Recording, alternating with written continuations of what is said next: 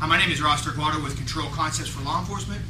During this series of videos that I'm going to put up here on Bluetooth, I want to show kind of what our system does and how it works. The core concepts to our system are stop the person from doing whatever they're doing, whether it's resisting, fighting, trying to kill you, doesn't matter. First thing you want to do is stop that. The second thing you want to do is take their mind off of doing that and put it on something else. The third thing you want to do is get compliance, whether their compliance is voluntary, it's forced, or they're unconscious. They have to comply.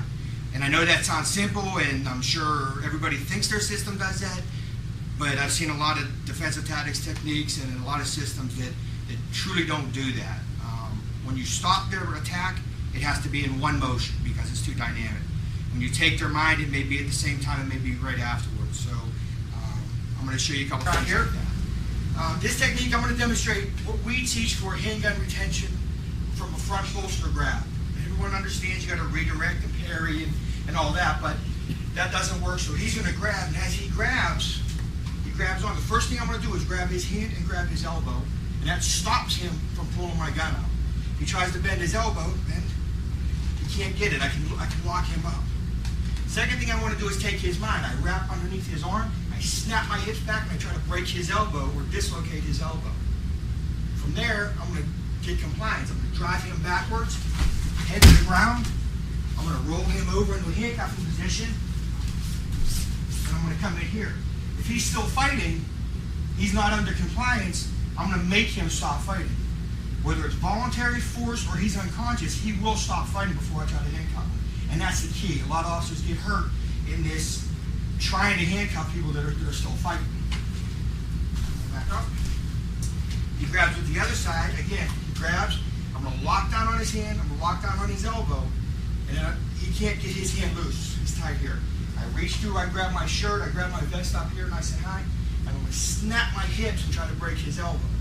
If his elbow's facing a different way, I can shift my hips a different way, it doesn't matter. His elbow's facing towards the camera, so I'm going to snap this way, try to break it, and then follow down into the next knee here. Get him back onto the stomach, move on. I want to snap my hips hard enough that I cause damage to him somehow. I want to break something or dislocate something. Make him want to get away from me and not fight me. One of the drills that we do in our when we're teaching to make sure people are getting their hips right is he comes on back on. He's going to stick this stick under his arm here.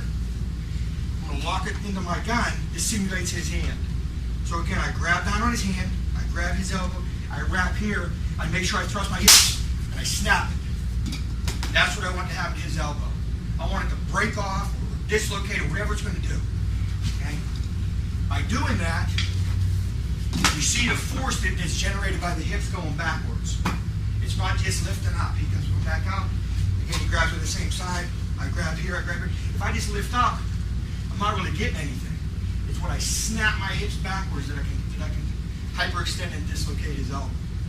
Now, when I went to the academy a bunch of years ago, the technique they taught me, in my opinion, and in our opinion, doesn't fit into this category. He comes out, he grabs. I'm going to grab him up with one hand. I'm going to try to take his balance, and I'm going to start hitting him in the forearm. The idea is I hit him in the forearm, he lets go of my gun. He's a big guy. I'm a big guy, but he's a bigger guy. Imagine this guy grabbing my gun. He starts jerking me around the room. Here. This ain't doing anything to him. Plus, he has this hand. So while I'm hitting here, he's hitting here. He's probably going to win that fight. So again, stop whatever he's doing, make him think about something else, and then gain control. So one more time, he grabs, he got my gun, and snap, then on the ground, roll over,